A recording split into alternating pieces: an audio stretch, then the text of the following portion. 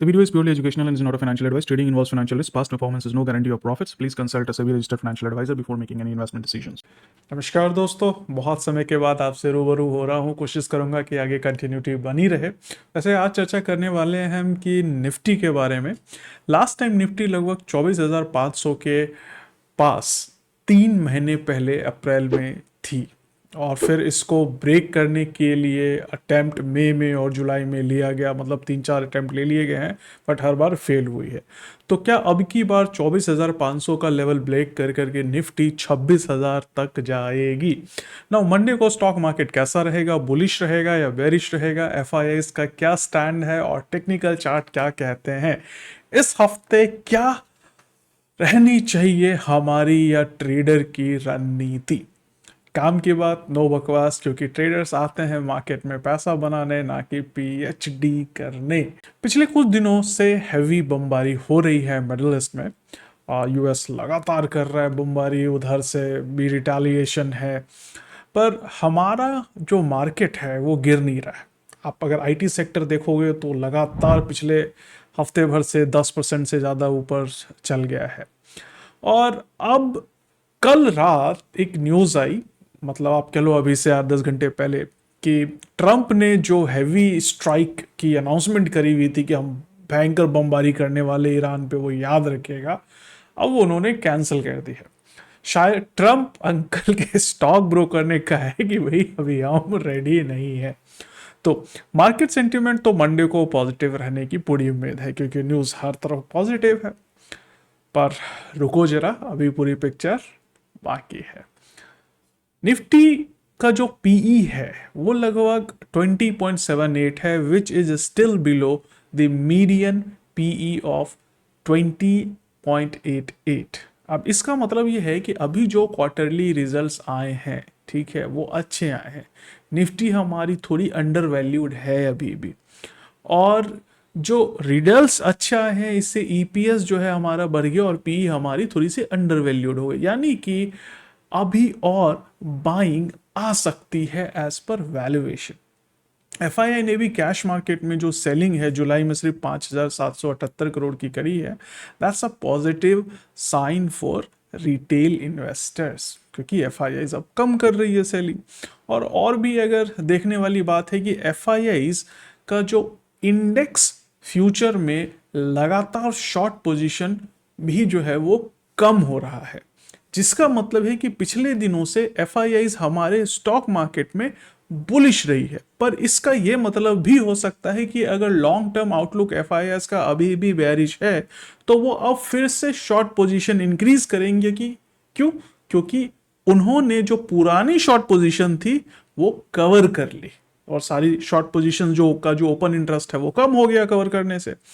तो अब ये आपको अगर आप देखो 24 जुलाई से 31 जुलाई का जो हमारा ये लिस्ट है, चार्ट है, तो इसमें आपको ये इसका आंसर मिल सकता है।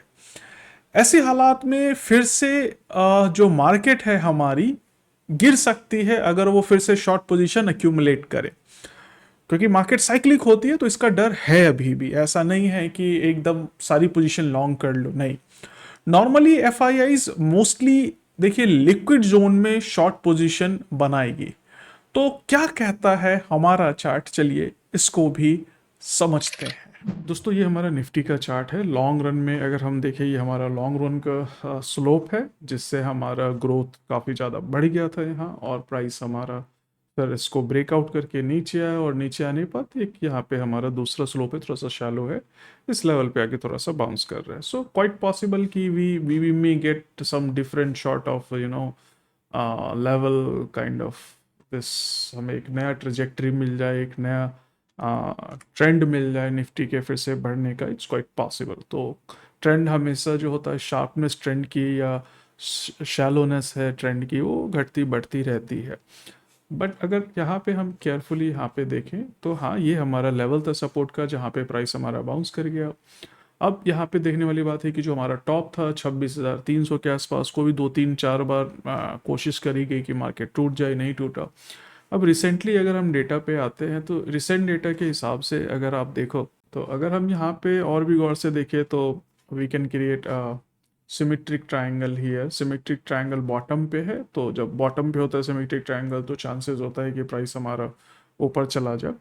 दो इसमें वेरिएशन है, वेरी भी करती है कि कई जो एनालिस्ट हैं दे कंसिडर दिस कि प्राइस नीचे आ सकता है, बट वो तब होता है जब हमारा ये पेनेंट टाइप का पैटर्न होता है। पेनेंट में हमारा प्राइस कंटिन्यूएशन होता है और उसमें ये पैटर्न छोटा बनता है, but when we look at the price, जो बड़े रन में डेली चार्ट पे जब इस तरह के पैटर्न बनते हैं तो इसको हम लोग normally can consider as a bullish reversal. But वो तभी पॉसिबल होता है जब हमारा ये ब्रेकआउट होता है, और ब्रेकआउट होने की सिचुएशन में अगर ये हमारा बुलिश रिवर्सल बनता है तो जो हमारा डिफरेंस है,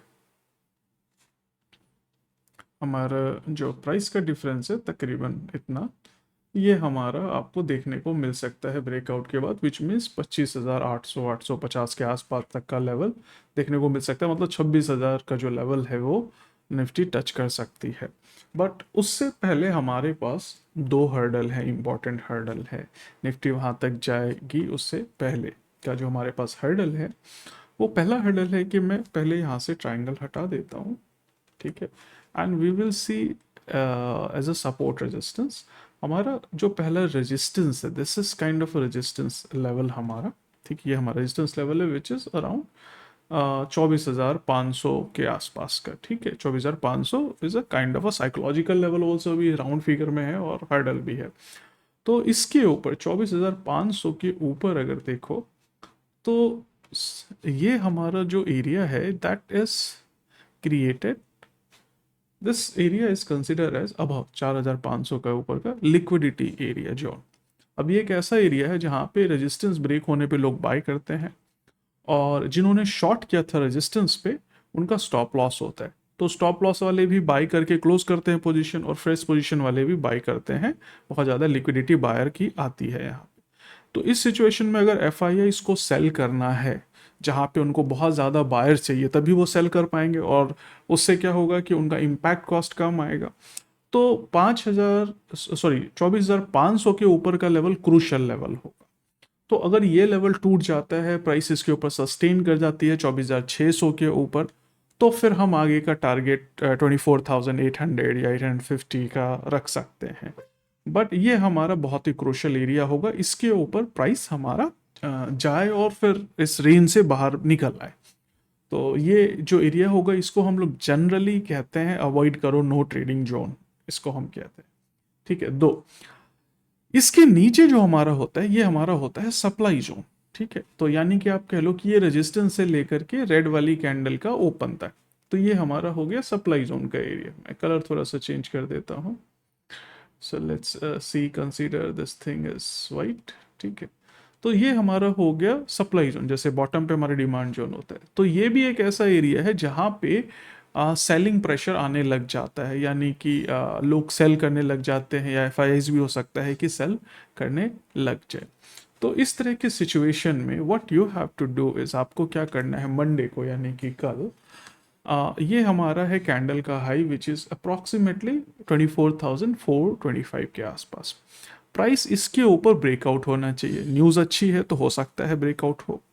ब्रेकआउट होने के बाद हमारा क्लोजिंग भी इसके ऊपर होना चाहिए, तब हम मानेंगे कि भाई 25,500 के ऊपर मार्केट जा सकती है ट्यूसडे को, एक्सपायरी वाले दिन, ठीक है। और उस सिचुएशन में भी ये हर्डल रहेगा। बट लेट्स सपोज कि अगर 24,400 के ऊपर मार्केट क्लोजिंग नहीं देती है, मार्केट उसके नीचे ही क्लोजिंग देती है मंडे को भी, तो ये मान के चलिए कि 24,500 के ऊपर मार्केट नहीं जाएगी क्योंकि 24,400 के नीचे क्लोजिंग दी है, and then we have to wait कि क्या हमारा ट्रिगर होता है 24,300 का लो टूटता है। अगर ऐसा होता है तो फिर से जो हमारा नेक्स्ट अगस्त का सीरीज है उसमें मार्केट डाउन टर्न हमें देखने को मिल सकता है, ठीक है। तो चाहे कितनी भी बढ़िया न्यूज़ मार्केट में फैलाई हुई हो, ट्रंप कुछ भी बोल रहा हो, एक जस्ट कुछ भी बोल रहा हो, उससे फ़र्क नहीं पड़ता है, क्योंकि F normally go for long term outlook for an economy. अब जैसे पीछे अगर आप देखोगे 2023 से 25 में जो एफडीआई का नेट फ्लो था वो $25 बिलियन से घट के $1-2 बिलियन रह गया। तो why? Because the investors look into an economy for long term growth prospective. Dollar आपका जो है रुपया कमज़ोर होता जा रहा है लगातार डॉलर के अगेंस्ट, वो अभी तक सुधरा नहीं है, ठीक है, हम कोशिश कर रहे हैं कि भाई E20 इकोनॉमी पेट्रोल वाली चालू कर लें, तो बहुत सारे फैक्टर्स हैं। तो कुछ और LTGC या STGC इन सब को भी अभी तक कोई सॉल्यूशन हमें नहीं मिला है। तो इस तरह के सिचुएशन में we don't have any rosy picture की जो हमें ये बोले कि हाँ अब लॉन्ग टर्म ट्रेजेक्टरी है, बुल मार्केट चालू हो गया है। We can not say right that. तो इस तरह के सिचुएशन में ये दोनों जो हमारा लेवल है, बहुत जोन जो है बहुत क्रूशल है। तो यहाँ पे 24,400 के ऊपर मार्केट निकलेगी तो यहाँ पे हर्डल आपको मिलेगा, और इसके ऊपर निकल जाएगा तो फिर 24,800 के ऊपर हम सोच सकते हैं। ठीक है, अदरवाइज हमारा फिर से ये नीचे का क्या गेम चालू होगा और हमारा जो मार्केट है फिर इसी रेंज में ट्रैवल करेगा। दोस्तों, मैं डेली अपलोड करता हूँ निफ्टी इंट्राडे का support and resistance level on my Telegram channel at 9 AM। Now channel एकदम फ्री है, subscribe to get latest and quick update in live market. ठीक है, पीछे क्यों रहना है, यूट्यूब तो 24 घंटे बाद अपलोड होगा ना, तो क्विक अपडेट लेना है तो टेलीग्राम पे सब्सक्राइब करो। वैसे अब ऐसी सिचुएशन में कौन सी स्ट्रैटेजी हमें अपनानी चाहिए मार्केट में? मार्केट रेंज बाउंड है पर बहुत ज़्यादा वॉलेटाइल भी है। अगर हम देखें तो पिछले एक हफ्ते में या नॉर्मली एक वीक में 2.5 से 3% की मूवमेंट निफ्टी आसानी से दे देता है। So what options we have? देखिए, option 1, you can create a bear call spread as Nifty is around resistance. तो sell 4 अगस्त की कॉल हम 24,500 की बेच दें और बाय करें 24,650 की call, keeping a stop loss of 24,500। तो ये एक अच्छी स्ट्रेटजी मानी जाएगी। ये तब आप अप्लाई करें जब आप बिलीव करते हैं कि मार्केट विल रिमेन बेरिश और ये रेजिस्टेंस लेवल जो है वो हमारा 24,600 का ब्रेक नहीं होने वाला है। तो ऑप्शन 2 स्ट्रेटजी जो है, जो सेकेंड ऑप्शन है, वो ये है कि create a put ratio spread. आपको क्या करना है?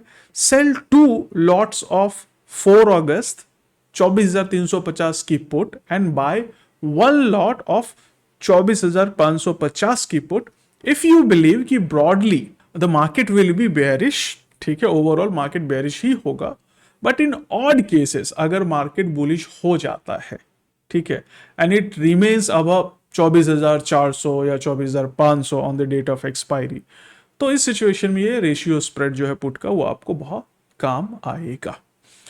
तीसरा जो आपको ऑप्शन है वो ये है कि क्रिएट एन आयरन बटरफ्लाई।